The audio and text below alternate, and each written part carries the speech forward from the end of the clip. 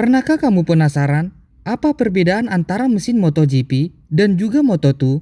Perbedaan utama antara mesin GP dan juga Moto2 terletak pada kapasitas mesin, jumlah silinder, dan regulasi terkait pemasok mesin.